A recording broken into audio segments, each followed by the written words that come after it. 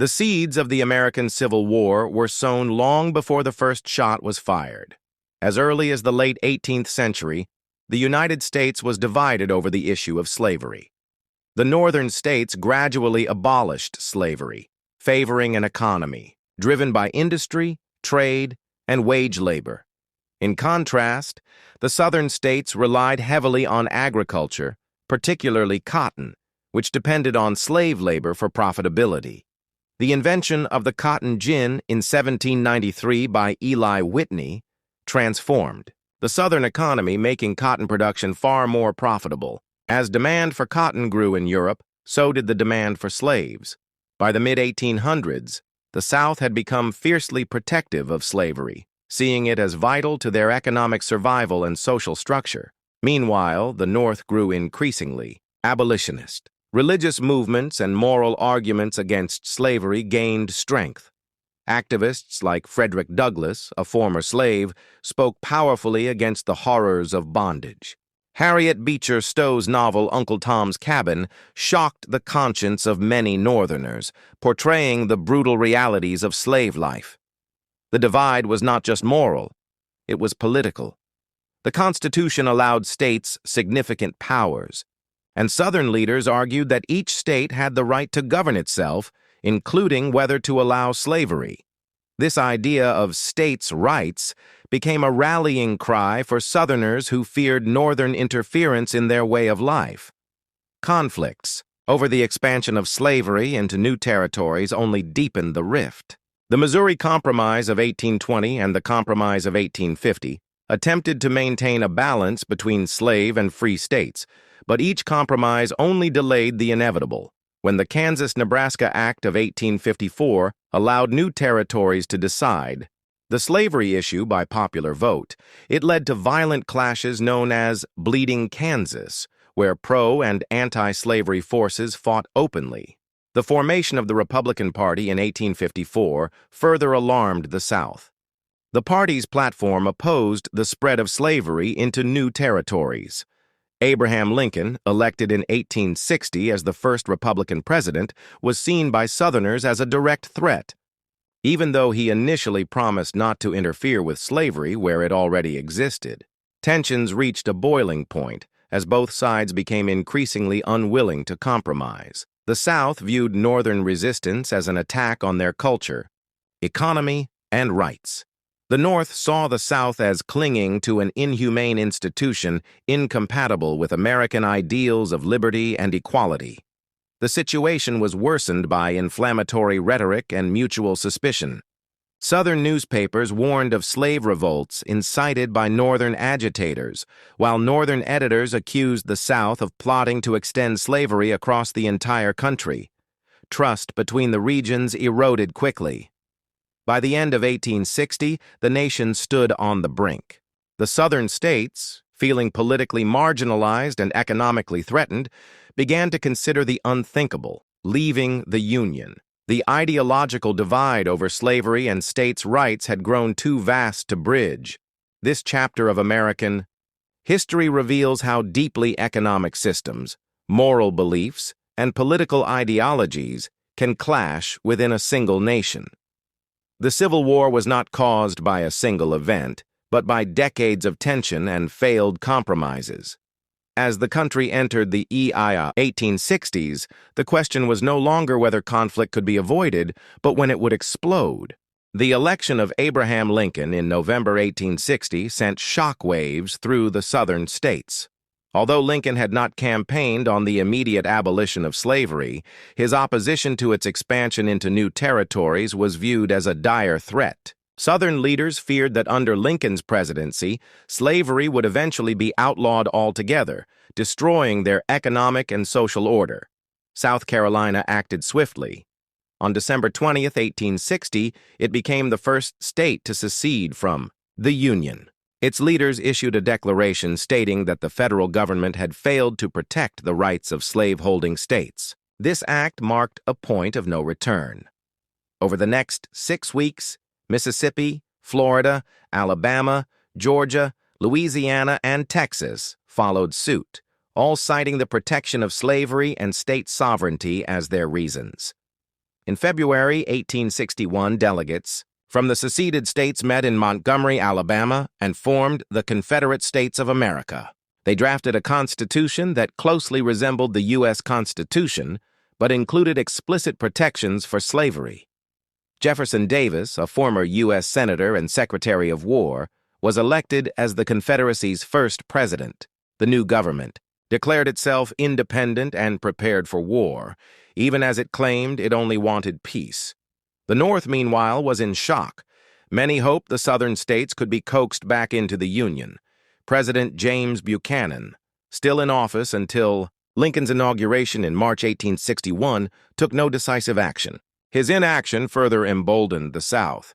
Federal military posts in the seceded states became flashpoints of tension, especially Fort Sumter in Charleston Harbor, South Carolina.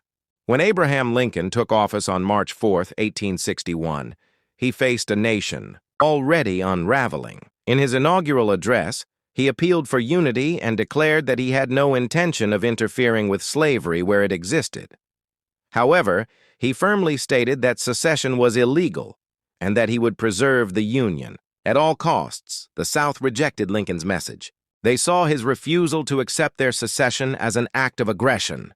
They began seizing federal forts, arsenals, and courthouses within their borders. Armed militias formed across the South, preparing to defend their new nation. One of the key figures during this time was Alexander H. Stephens, the Vice President of the Confederacy. In his infamous Cornerstone speech, he explicitly stated that the new government was founded upon the principle that the black race was inferior to the white race and that slavery was their natural condition. This speech removed any doubt about the centrality of slavery to the Southern cause. In the North, public opinion was divided. Some people believed the South had the right to secede, while others saw it as rebellion. Many initially hoped for a peaceful resolution, but as the Confederacy consolidated power and seized federal property, calls for military action grew louder. By April 1861, the Confederacy consisted of 7 states. They believed they were defending their constitutional rights, their homes, and their way of life. The Union saw their actions as treasonous, a threat to the Constitution and the nation's integrity. Tension was at a breaking point. The United States, a nation founded on unity and liberty, now faced the grim reality of civil war. The political collapse was complete. The stage was set for armed conflict that would soon engulf the entire country. The first shots of the American Civil War were fired at Fort Sumter, South Carolina, on April 12, 1861. The fort, held by Union forces under Major Robert Anderson, was a symbol of federal authority in a state that had already seceded. Tension had simmered for months as the Confederacy demanded the fort's surrender.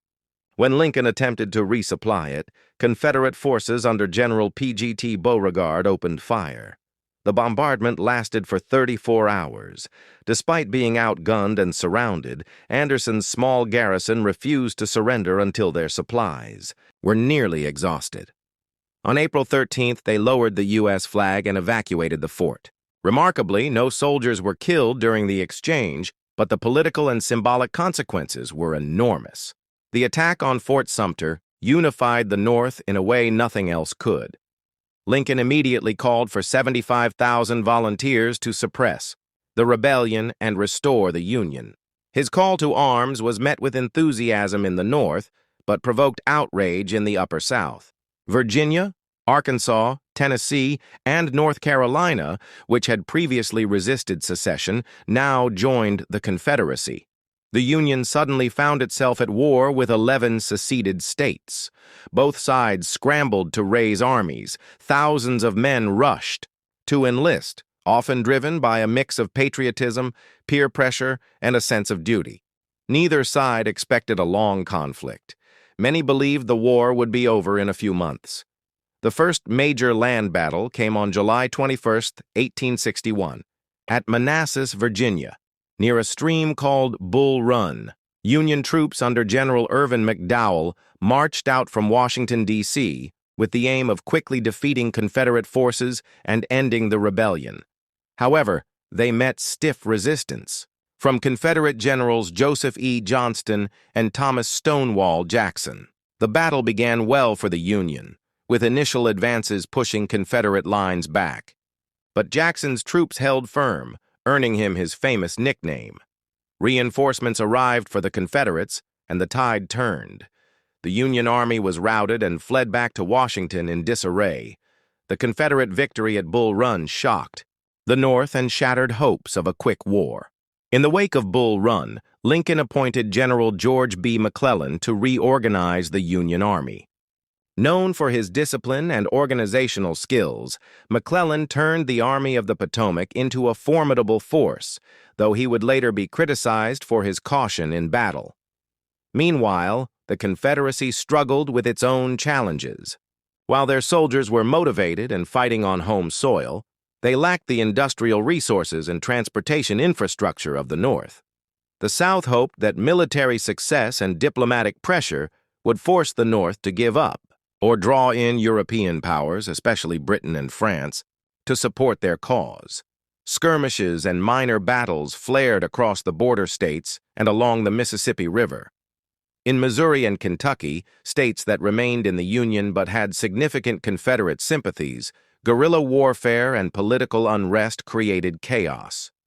Both sides understood the strategic importance of controlling the Mississippi, which would allow the Union to split the Confederacy in two. The early months of the war revealed the scale of the conflict. It would not be a brief or simple rebellion, but a long, brutal war involving millions. Fort Sumter had lit the spark, and Bull Run had shown the fire would be hard to extinguish. The road ahead promised more bloodshed, uncertainty, and suffering than either side had imagined. As the war intensified in late 1861 and into 1862, both the Union and Confederacy began implementing grand strategies. For the Union, General Winfield Scott had proposed the Anaconda Plan. Its goal was to blockade southern ports and control the Mississippi River, slowly strangling the Confederacy's ability to sustain itself economically and militarily. Though mocked initially for its cautious nature, the plan would prove crucial. The Union Navy expanded rapidly and began blockading key Confederate ports along the Atlantic and Gulf coasts. The blockade, while not airtight, disrupted Southern trade and made it increasingly difficult for the Confederacy to export cotton or import arms and supplies. Over time, the economic pressure crippled the Southern war effort. Meanwhile, the Confederacy adopted a more defensive strategy. Its goal was to protect its territory and make the cost of invasion too high for the North to bear. Southern leaders believed that if they could hold out long enough, public support in the North would collapse, and European powers might intervene, diplomatically or militarily on their behalf. In the Western theater, Union forces made significant gains. One of the earliest victories came in February 1862, when General Ulysses S. Grant captured Fort Henry and Fort Donelson in Tennessee.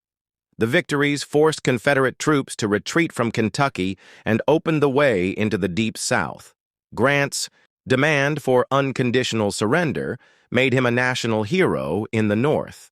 In April 1862, Union forces captured New Orleans, the largest city in the Confederacy, under the command of Admiral David Farragut. This victory was a massive blow to Southern morale and significantly disrupted Confederate logistics. The Mississippi River was gradually slipping out of Southern control, fulfilling part of the Anaconda Plan. However, not all was going well for the Union. In the Eastern Theater, General McClellan led the Army of the Potomac on the Peninsula Campaign. In spring 1862, his objective was to capture Richmond, the Confederate capital. But McClellan, overly cautious and believing he was outnumbered, delayed repeatedly. This allowed Confederate General Robert E. Lee to take command and launch a series of bold counterattacks, known as the 7 Days Battles. Lee's aggressive tactics pushed McClellan back, saving Richmond from capture. It was Lee's first major campaign as commander of the Army of Northern Virginia, and it established his reputation as a brilliant tactician. Morale in the South surged, while Northern confidence was shaken. Throughout 1862, both sides clashed. In a series of brutal engagements, Battles at places like Shiloh, Corinth, and Perryville revealed the war's increasing scale and bloodshed. At Shiloh, in April 1862, over 23,000 men were killed, wounded, or missing, more than in all previous American wars combined. The shock of such carnage forced both sides to realize this would be a long and devastating conflict. Both governments also began to face internal pressure. In the North, public frustration grew over the lack of clear victory. In the South, the hardships of war, shortages, inflation, and conscription began to wear down civilian morale. Desertion became a serious problem on both sides. Despite the mounting toll, neither the Union nor the Confederacy showed signs of backing down. Each believed its cause was righteous, the Union fighting to preserve the nation, and the Confederacy fighting for independence and the preservation of its social order. By the end of 1862, the war had spread across thousands of miles, from Virginia to the Mississippi River. The front lines had shifted often, but no decisive advantage had emerged. The conflict was now a total war, impacting not just armies but every aspect of life in the North and South. As the dead piled up and peace remained elusive, both sides braced for an even bloodier year to come. By early 1863, the Civil War had reached a critical juncture. The Union had won key battles in the West, but the Eastern theater remained a bloody stalemate. President Abraham Lincoln recognized that the war needed a moral cause to galvanize Northern support and weaken the Confederacy. That cause became the abolition of slavery. On January 1, 1863, Lincoln issued the Emancipation Proclamation, declaring all slaves in Confederate-held territory to be forever free. Although it didn't immediately free all slaves, since it didn't apply to border states or Union-occupied areas, it fundamentally changed the character of the war. The conflict was no longer just about preserving the Union, it was now a fight against slavery. The proclamation also had strategic benefits. It discouraged Britain and France, both of which had abolished slavery, from recognizing or aiding the Confederacy. In the North, it inspired thousands of formerly enslaved people to flee to Union lines and enlist in the Army. Over 180,000 black men would serve in the Union military by the war's end, adding crucial manpower. Despite the shift in morale and purpose, the war raged on with increasing ferocity. In May 1863, the South scored a major victory at the Battle of Chancellorsville, where General Robert E. Lee outmaneuvered a much larger Union army. Lee's bold tactics stunned the North, but the Confederates paid a heavy price. General Stonewall Jackson was accidentally shot by his own men and later died of pneumonia. His loss was a severe blow to Confederate leadership. Buoyed by Chancellorsville, Lee launched his second invasion of the North. He hoped that another major victory on Union soil would force Northern politicians to seek peace. His army marched into Pennsylvania, triggering panic in northern cities. The Union Army, under newly appointed General George G. Meade, moved to intercept him. The two armies collided at Gettysburg, Pennsylvania, on July 1, 1863. What began as a skirmish turned into the largest battle ever fought on American soil. For 3 days, over 160,000 soldiers clashed in brutal combat. The terrain, hills, ridges, and open fields, became a killing ground. On July 3rd, Lee ordered a massive assault on the Union center at Cemetery Ridge. Known as Pickett's Charge, the attack sent thousands of Confederate troops across open ground, under heavy fire. The assault was repelled with devastating losses. Lee's army was forced to retreat, and the defeat at Gettysburg marked a turning point in the war. At the same time, in the West, Union forces under General Grant laid siege to Vicksburg, Mississippi. After months of encirclement and bombardment, the city surrendered on July 4, 1863. This victory gave the Union complete control of the Mississippi River, effectively splitting the Confederacy in two. The twin Union victories at Gettysburg and Vicksburg marked a dramatic shift in momentum. The Confederacy was now on the defensive, and the Union was beginning to believe in ultimate victory. Lincoln's Gettysburg Address, delivered in November 1863 at the site of the battlefield, redefined the war's purpose as a fight for a new birth of freedom. Still, the war was far from over. Casualties mounted, and both sides continued to suffer. But for the first time since 1861, the tide had begun to turn in favor of the Union. The battles of 1863 had changed not only the course of the war, but the very meaning of what the war was about. By early 1864, the Civil War had become a war of attrition. Both sides were exhausted, but the Union now held the upper hand in men, industry, and resources. President Lincoln had appointed General Ulysses S. Grant as commander of all Union armies, entrusting him to bring a decisive end to the conflict. Grant devised a coordinated strategy to attack the Confederacy from multiple directions. While he would lead the Army of the Potomac against General Robert E. Lee in Virginia, General William Tecumseh Sherman would push through the Deep South, targeting Confederate infrastructure and morale. The Union's goal was no longer just to defeat enemy armies, but to destroy the South's ability and will to continue fighting. In May 1864, Grant launched the Overland Campaign, a brutal series of battles in northern Virginia. Unlike previous Union generals, Grant refused to retreat after taking casualties.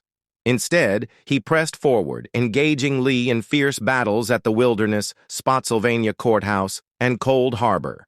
The fighting was savage, and both sides suffered horrific losses. Grant earned the nickname the Butcher, but he steadily wore down Lee's army. At the same time, Sherman began his Atlanta campaign. Moving from Tennessee into Georgia, Sherman clashed with Confederate General Joseph E. Johnston.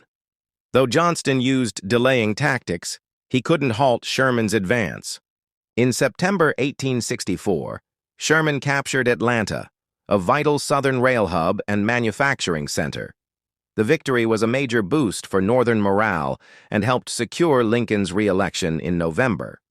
After Atlanta fell, Sherman embarked on his infamous March to the Sea. His troops cut a 60-mile-wide path of destruction from Atlanta to Savannah.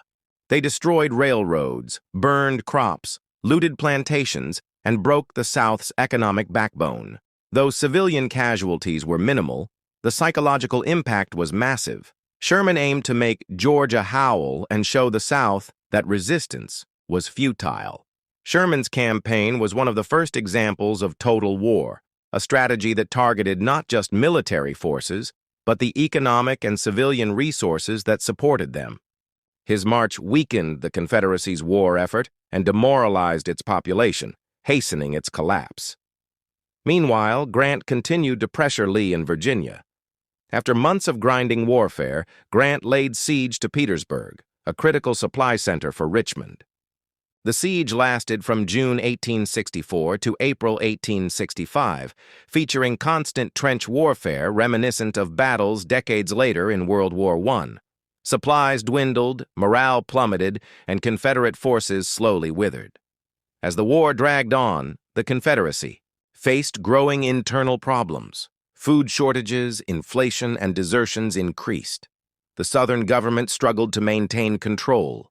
Enslaved people fled plantations in large numbers, joining Union forces or escaping to freedom. The Confederate economy was collapsing. In contrast, the North was energized by a sense of momentum. Lincoln's re-election in 1864 ensured the war would be fought to a finish, with emancipation as a central goal. Public support, though tested by years of bloodshed, remained strong enough to sustain the war effort. By early 1865, Sherman had moved north into the Carolinas, destroying what remained of Confederate resistance.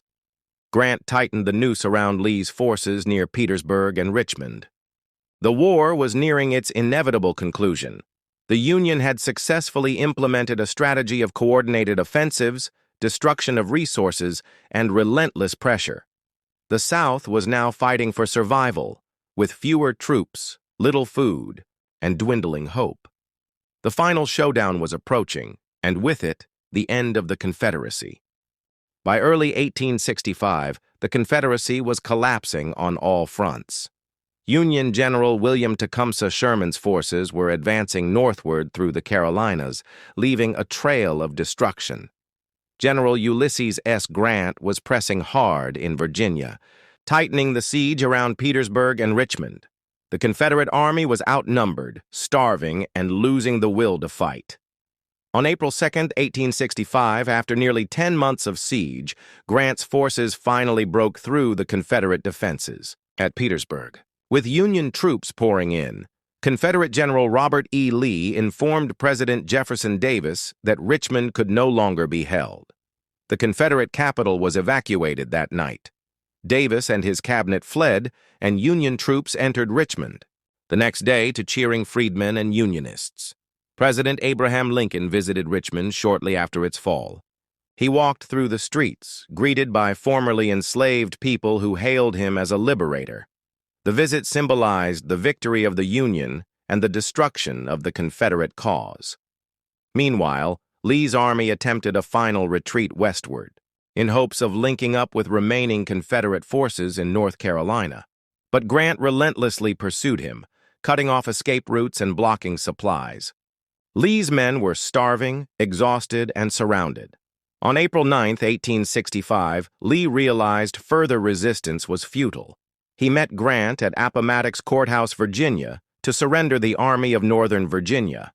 The meeting was respectful and somber. Grant, in keeping with Lincoln's wish for reconciliation, offered generous terms. Confederate soldiers were allowed to keep their horses and return home peacefully. There were no punishments or mass imprisonments. The surrender at Appomattox did not end all fighting, but it signaled the collapse of the Confederacy. In the following weeks, other Confederate armies surrendered across the South. The war that had claimed over 600,000 lives was finally drawing to a close. Tragically, just days after the surrender on April 14, 1865, President Lincoln was assassinated by Confederate sympathizer John Wilkes Booth at Ford's Theater in Washington, D.C. Lincoln died the next morning, plunging the nation into mourning. His death was a severe blow to post-war reconciliation. The man who had led the country through its greatest crisis would not live to see the reconstruction of the Union he had preserved. Vice President Andrew Johnson assumed the presidency. Though he had been a Southern Unionist, his approach to Reconstruction was far more lenient toward former Confederates than Lincoln likely would have supported. This created tensions with Congress and complicated efforts to protect the rights of freed slaves. As Confederate resistance crumbled, Union forces moved through remaining rebel strongholds, accepting surrenders and restoring federal authority. Southern cities lay in ruins. Plantations were abandoned. The Southern economy was devastated. Enslaved people were now free, but freedom brought new challenges in a land that had long denied them basic rights. In the South, confusion and instability reigned. Confederate leaders were hunted down or went into hiding. Jefferson Davis was captured in May 1865 in Georgia and imprisoned. The Confederate experiment had ended, and with it, 4 bloody years of civil war. The Union had survived, but at a great cost. Entire towns were destroyed, families shattered, and a generation of young men lost. The nation had to now confront the monumental task of healing and rebuilding, not just structurally, but socially and morally. The fall of the Confederacy marked the end of secession and slavery, but it also marked the beginning of a new, uncertain chapter in American history: Reconstruction and the fight to define freedom and equality in the aftermath of war. With the Civil War over in 1865, the United States faced an immense challenge: Reconstruction, the complex process of rebuilding the South and reintegrating it into the Union. This era, lasting from 1865 to 1877, was marked by hope, conflict, and ultimately, betrayal of many of its early promises. President Andrew Johnson, who took office after Lincoln's assassination, pursued a lenient approach toward the South. He quickly offered pardons to former Confederates and allowed Southern states to form new governments with minimal interference. Many of these governments included the same elites who had led the secession movement. Southern legislatures soon passed black codes, laws that restricted the freedoms of newly freed African Americans. These laws denied black people the right to vote, own property, serve on juries, or move freely. Though slavery was abolished, white supremacy endured in new legal forms. The Republican-controlled Congress opposed Johnson's leniency. Radical Republicans like Thaddeus Stevens and Charles Sumter demanded full civil rights and protections for freedmen. In 1866, Congress passed the Civil Rights Act, granting citizenship to African Americans. It also passed the 14th Amendment, ensuring equal protection under the law. Johnson vetoed both, but Congress overrode him. Tensions peaked in 1867 when Congress passed the Reconstruction Acts, which divided the South into 5 military districts. Federal troops were stationed to enforce civil rights and oversee fair elections. Southern states were required to ratify the 14th Amendment and allow black men to vote before being readmitted to the Union. During this period, African Americans achieved unprecedented political power. Thousands voted, and hundreds were elected to local, state, and federal offices. Notably, Hiram Revels became the first black U.S. Senator in 1870, representing Mississippi.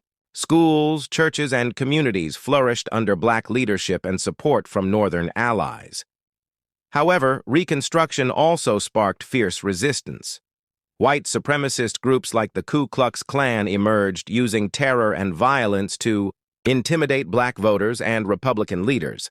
Lynchings, arson, and assassinations became common across the South. The federal government responded with enforcement acts, but support for Reconstruction was waning.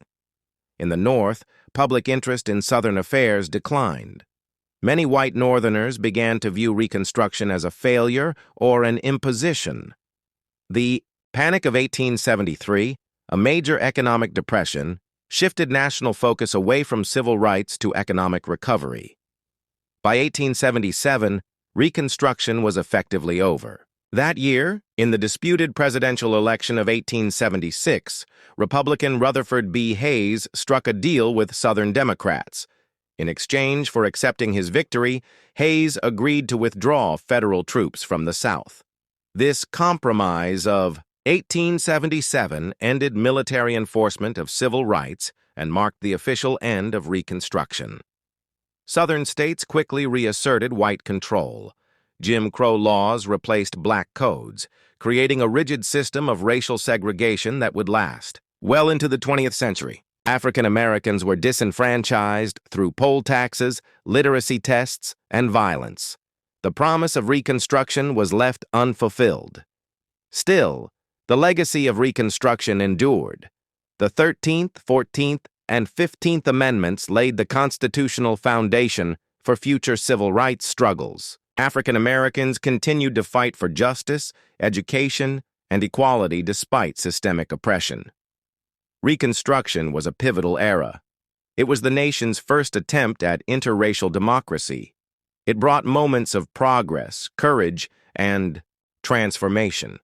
But it also revealed the deep racial divides that would haunt America for generations. The war had ended slavery, but the battle for true equality had just begun.